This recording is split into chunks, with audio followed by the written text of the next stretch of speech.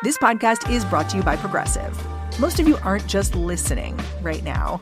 You're driving, you're cleaning. If you're like me, you're exercising. But what if you could be saving money by switching to Progressive? Drivers who save by switching save nearly $700 on average, and auto customers qualify for an average of 7 discounts. So multitask right now. Quote today at Progressive.com. Progressive Casualty Insurance Company and Affiliates.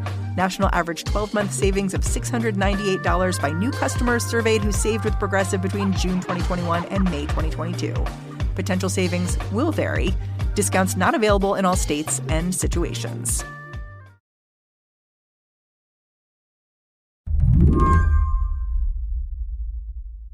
Jillian Peterson oversees the grimmest Excel spreadsheet you can imagine. She's a criminologist. Her database tries to make sense of mass shootings. It does that column by column, breaking down a shooter's biography into neat piles. There are the basics: name, age, gender. But also what Jillian calls known predictors of violence. So things like, did you have an interest in guns? What was your family like growing up? How well did you do in school? Did you have a job? Were you married? Do you want to know how much a mass shooter weighed? How tall they are? It's all here. Jillian's database will tell you that 30% of mass shooters had a diagnosis of psychosis, and that only 4 of them were women. Jillian visits with shooters and their families, too, relentlessly updating her work. She's tracked every shooting of 4 or more people since 1966. It's now up to, at last count, I want to say 189 different pieces of information. I thought of Jillian in January, after shooters struck twice in 1 week in California. I wanted her to look at her data and tell me, when it comes to mass shootings, are things really getting worse? Because it sure seems like it. Yeah, we've been on an upward trajectory, so they've been getting more frequent by decade. Yeah, I noticed that you said 1/3 of all the mass shootings in your study happened in the last 10 years? Yes. Yep. So when there's another mass shooting, and shootings seem to have been relentless over the last month or two, are you like, I have to haul out the spreadsheet again? Kind of. I mean, first it's like, we haven't done a good enough job at translating this yet. Like, we're still here, right? It's here we go again. Jillian is driven by this belief that if she can just organize her database enough, she can get a little control over it. She hopes that somewhere in this puzzle is the answer to why these crimes get committed in the first place. And if she figures that out, she hopes there might be a way to stop them. You could give me $1 billion and I'd still be doing this. It's fascinating to me. And it is like you're uncovering this mystery that can actually save people's lives. You know, it just feels super important. You must think a lot about why these shootings are ramping up. And like, when you look at the database, I know that you look at how shooters describe themselves in their own words. Is there like one word that comes up again and again? The ones that I talk to will definitely talk about how they hated themselves more than anything. And this was kind of their self-hate directed outward to force the world to see it. But like a dying star, like taking a lot of people down with them. Yeah, and forcing all of us to watch. Today on the show, inside a database that might explain why 2023 is off to such a brutal start. I'm Mary Harris. You're listening to What Next? Stick around.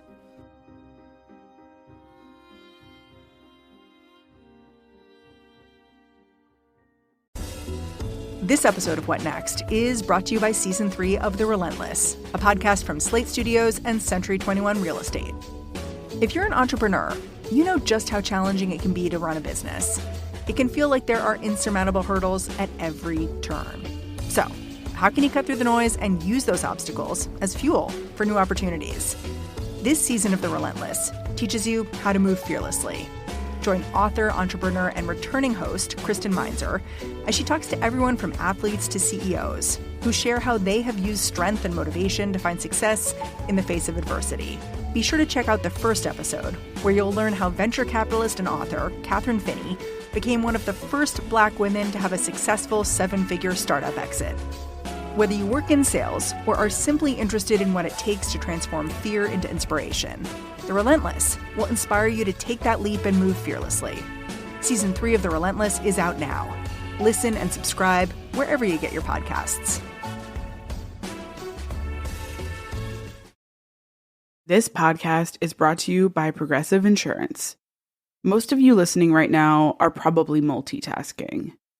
Yep, when you're listening, you're probably also driving, cleaning, exercising, or maybe even grocery shopping. But if you're not in some kind of moving vehicle, there's something you can be doing right now. Getting an auto quote from Progressive Insurance. It's easy, and you could save money by doing it right now from your phone. Drivers who save by switching to Progressive save nearly $700 on average, and auto customers qualify for an average of 7 discounts. Discounts for having multiple vehicles on your policy, being a homeowner, and more. So just like your favorite podcast, Progressive will be with you 24/7, 365 days a year, so you're protected no matter what. Multitask right now. Quote your car insurance at Progressive.com to join the over 29 million drivers who trust Progressive. Progressive Casualty Insurance Company and Affiliates. National average 12-month savings of $698 by new customers surveyed who saved with Progressive between June 2021 and May 2022. Potential savings will vary. Discounts not available in all states and situations. Back before Jillian became an expert on mass shootings, she worked as a special investigator in New York City, researching the life histories of men on Rikers Island who are often facing the death penalty. So when she started creating a database about shooters, she knew that she didn't just want to collect information. She wanted to talk to people. This was not easy for a number of reasons. First, mass shootings often end in suicide, whether at the shooter's own hands or deliberately at the hands of the police. And the shooters that survive, they often aren't eager to share. Jillian ended up reaching out to about 30 people who were alive and behind bars. Of those 30, 7 were willing to talk. I asked her what she learned from those conversations. So there are 2 of them I think I got to know the best. One, a school shooter who was young when he committed a school shooting. I think the people who chose to talk to us, they're a subsample, right? They're the ones that I think had maybe done a bit more reflection. They're self-selecting. Exactly. Had a bit more distance from their crime and could kind of think about it in a different way. They would say, I feel very disconnected at this point from the person who did that. Huh. So it's like they were observing that person. They weren't that person. Right. Both of those stories, just horrific buildup. And sometimes, I was asking questions about, sexual violence and physical abuse from their parents and stuff that they hadn't really talked about. So, they would say, one in particular was like, this is really hard. Like, I haven't dug into these stories and these memories before, but we really wanted to start. I wanted to start at the very beginning, right? Tell me about when you were 3.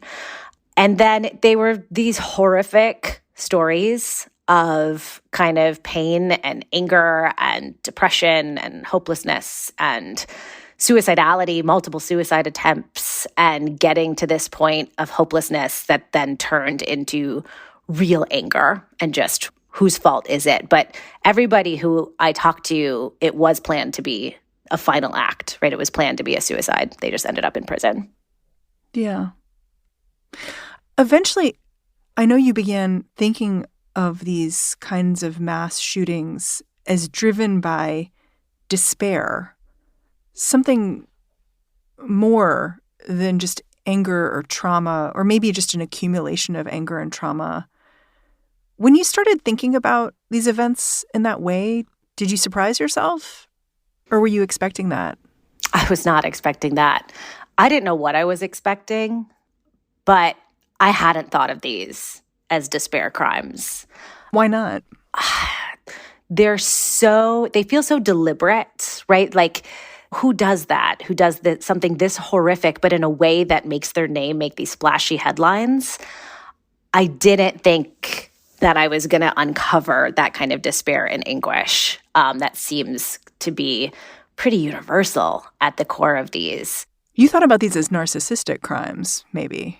Maybe. And there is an element of that, right? There is an element of it's not just that I'm in despair, it's I'm going to force other people to be in despair with me, and I'm going to just force you to see my despair, and I'm going to cause despair. So there is an element of that anger and narcissism and kind of looking for that notoriety and needing to be seen. But at its core, it is about, right, that self-despair. I think my listeners are probably familiar with the concept of deaths of despair, but they may not be thinking about it in this way. I think most of them probably think about deaths of despair and associate it with people who've been left behind economically or emotionally, and maybe it drives them towards drug use or addiction or otherwise self-destructive behavior. How does this mass shooting piece fit in with that? I think it is about kind of, here's what I expected, here's what I wanted, here's what I thought I was going to get out of life. And I didn't get it. And I can't seem to be able to get it. And no matter how hard I try, I can't get it. And so that leads to things like self-harm and addiction, which is where we typically talk about death of despair. It's just in this case, it's leading towards violence. Yeah. I mean, I think an issue some might have with this framing is that seeing these mass shooting deaths, these acts of violence as deaths of despair, while it might be accurate, it also encourages us to see the perpetrators with empathy when they've done something so unimaginably awful. So I wonder what you'd say to someone who's maybe having that reaction as they hear us talk. I think it's a really fair reaction, and I have it myself sometimes. We were very deliberate about interviewing victims of every mass shooting that we studied. So if we talked to the perpetrator, we also wanted to talk to victims. We just had to have that full impact. And like the ripple effects of these crimes are unbelievable when you start to sort of get into these stories, the devastation that they cause.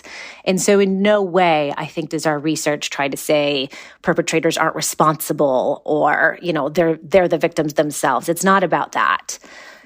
It is about we can't stop something from happening until we understand exactly where it came from. I don't think we're going to get anywhere unless we're willing to actually dig in and tell the deep stories of where these crimes are coming from. And that's the only way we're going to prevent future violence. So the victims that I've talked to, many of them, they want to know these stories, right? They want to understand because they don't ever want this to happen again. And so I think it's not about relieving anyone of responsibility. It's about saying, this is coming from somewhere, and we can think of these people as just pure evil monsters, but that doesn't get us any further in preventing the next one. I feel like I'd be remiss if I didn't point out that your database is full of men. It is.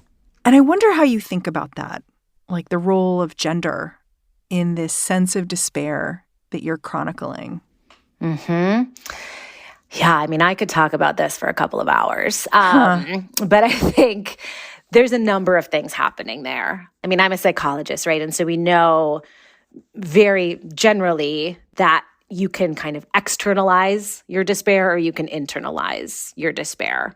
And we know that women are more likely to internalize their despair. So depression and anxiety and eating disorders and self-harm, whereas men are more likely to externalize their despair through violence and things. We know that over 90% of all homicides are committed by men, that they just shoot things outwards more often. And that's always been the case. That's always been the case. Exactly. I think there's also this piece of like, the world owes me this and I didn't get it. And so now I'm extra angry. And so you have to feel that you were entitled to something that you didn't get. That I think in the world we live in is more associated with that kind of toxic masculinity. Oh, God. As a woman, it just makes me like my blood's kind of simmering listening to you. One observer described these mass shooters as being man boys who maintain a teenager's sharp sense of self-absorbed grievance long after adolescence, with childish insecurity and lethally bold arrogance. And I get the sense you agree with that, but also very much want to understand it. Right. It's like you can be angry about that, or you can try to stop it and fix it. We'll be right back after a break.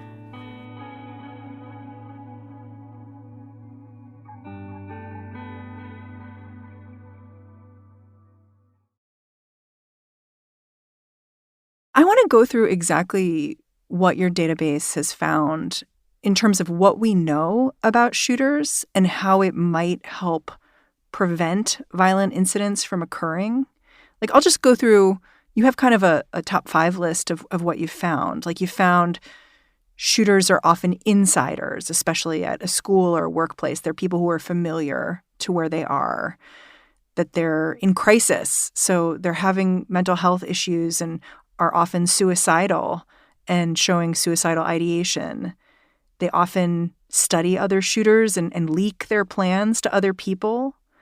And I get the feeling that you look at that and you just see ways to reach people. If someone is leaking their plans to someone, mentioning what they want to do, that's a chance for someone to reach out.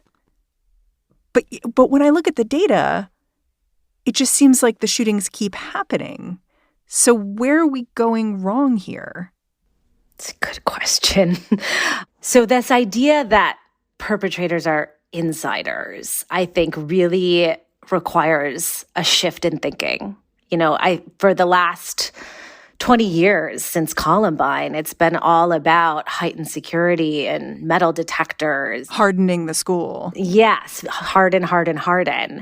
And hardening doesn't keep out insiders, right? These are kids going in and out of this school every day that know exactly how to get in and out. These are the kids running through 5 lockdown drills a year, knowing exactly how the school's going to respond, right? These are the kids sitting next to your kid in class. And so it's harder in the sense that we can't secure our way out of this.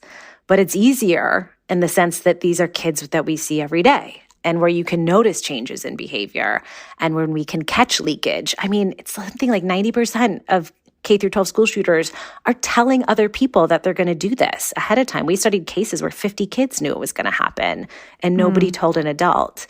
So how do we build those trusting systems, those trusting relationships? And when somebody is leaking a plan and saying, I'm thinking about this, our most typical response is punitive. It's a criminal charge, or it's expulsion, or it's suspension, which escalates a crisis, it increases a grievance. And we have plenty of cases where somebody got expelled and then came back and did this. It's just not a problem we can punish our way out of. I wonder if we can talk through a few recent examples of mass shootings so we can kind of analyze where the violence prevention got stuck. We were talking about school shootings just now, and the shooting that I can't stop thinking about is the one that happened in Newport News, Virginia, with a very small child. This wasn't a mass shooting. He shot his teacher. Yeah. I think the child was 6. Mm-hmm. But it's a horrific school shooting example. And it's especially horrific because everyone seemed to know there was something going wrong with this child. There were threats from the child to strangle teachers. The same day that the child shot the teacher had warned they had a gun and the child had been searched. Parents had been going to school with the child to sort of monitor their behavior. So all these measures had been taken and it was still not enough. And I look at that and I see a little bit of what you're saying, which is this effort to not be punitive and no one knowing what to do alternatively, and a tragic result. So what went wrong in a case like that? Yeah, it's so, it's so easy to look back and say, this person should have done this and this person should have done this. And I don't like to do that because you don't want to it's nobody else's fault, right? It's like, what are the systems that weren't in place? Where did the communication break down? And what can we learn from that? And in that case in particular, I would say what went wrong is a 6-year-old had access to a gun. Right. And so that becomes conversations around safe storage, which the vast majority of school shootings take place with unsecured guns because they're too young to buy them. So that's one piece of this. But in terms of who's gathering all of the information about students in one place, so I advocate for things like crisis response teams, or some people call them threat assessment teams. But how do you make sure, in a lot of these cases, we see that there's all these people in the building holding a puzzle piece, but no one's putting them together, right? And so after something happens, it's like, oh, yes, now that we put them all together, it was clear. But we didn't have any systems in place to do that because teachers are so strapped for time and resources. And so how do you build those systems in schools where people are communicating? Somebody is the keeper of all the information and knows, hey, we need to really get this kid some intervention and then follow up and make sure it's working while having conversations with that parent about if there's guns in their house. So it's, it's so easy to be like, oh, look, they should have done this and should have done this. But I think the best time to build those communication and intervention systems is when there's not a school shooting happening, where everybody can kind of buy in and think about how do we reach kids in crisis in our school and how do we prioritize that. It's so interesting, though. I can see why each of those potential off-ramps would go wrong, though. Like the American Academy of Pediatrics at some point was trying to recommend that pediatricians ask about gun access in the household, and it became very controversial. And, I look at a case like this, I'm like, it would be helpful for someone to have known that there was a gun in the household, but people may have just felt afraid to ask. Yeah.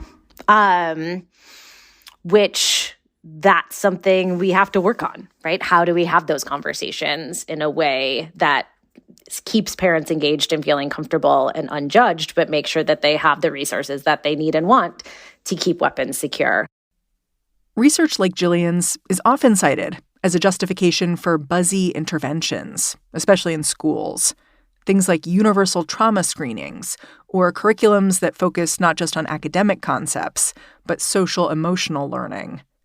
But when she spoke with shooters one-on-one, Jillian was struck by how powerful any simple connection could have been for them.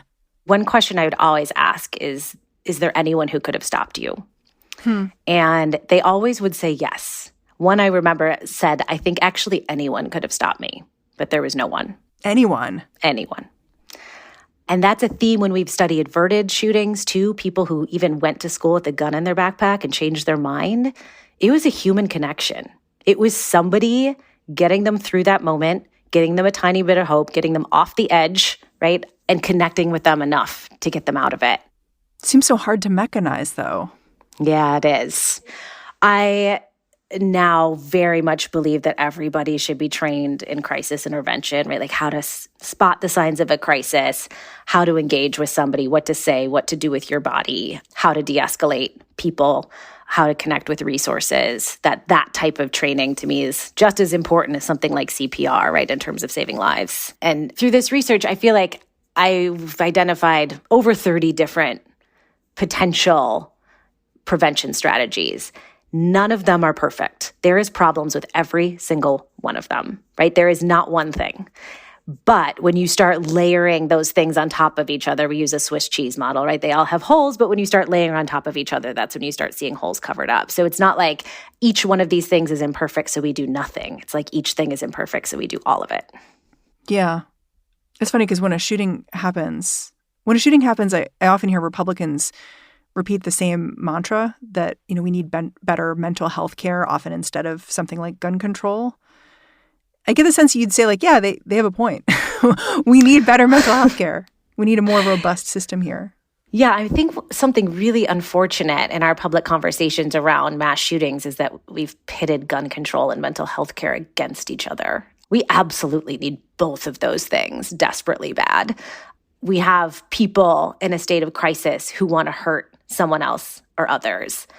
And A, it's really easy for them to access a gun and carry that out. And B, we shouldn't have so many people who want to hurt themselves and others, and we should be able to prevent them from getting to that point. We have to do both.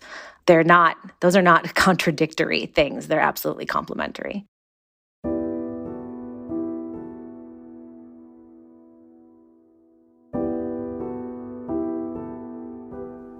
When Jillian started her research, she was the one reaching out to shooters and their victims, trying to understand what they'd been through and how to prevent the next spasm of violence.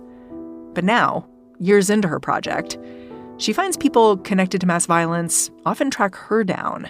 They want to tell their stories, especially families of shooters who, like Jillian, are left to wonder if they might have stopped a killer in the first place.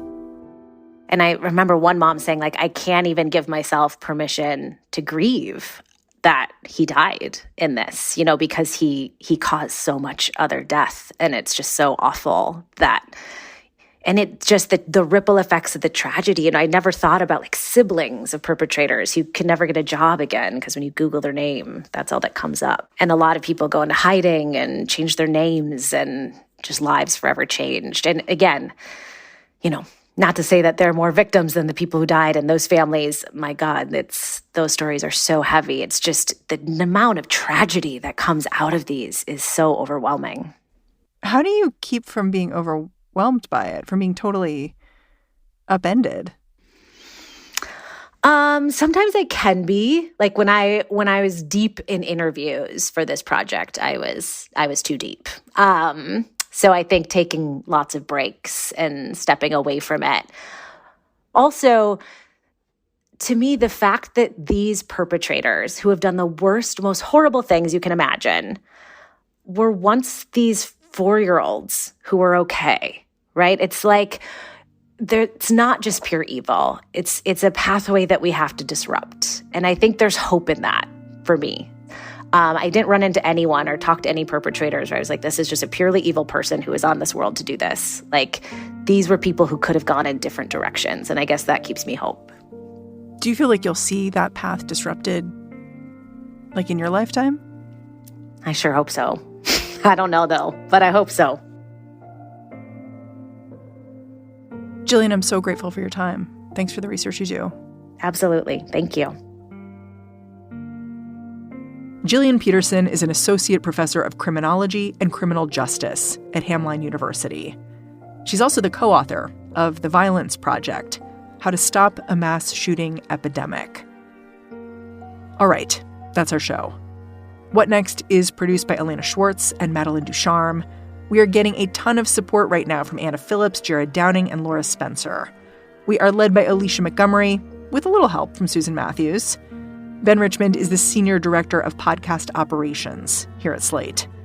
And I'm Mary Harris. Go track me down on Twitter. Say hello. I'm at Mary's desk. Meanwhile, I'll catch you back here tomorrow.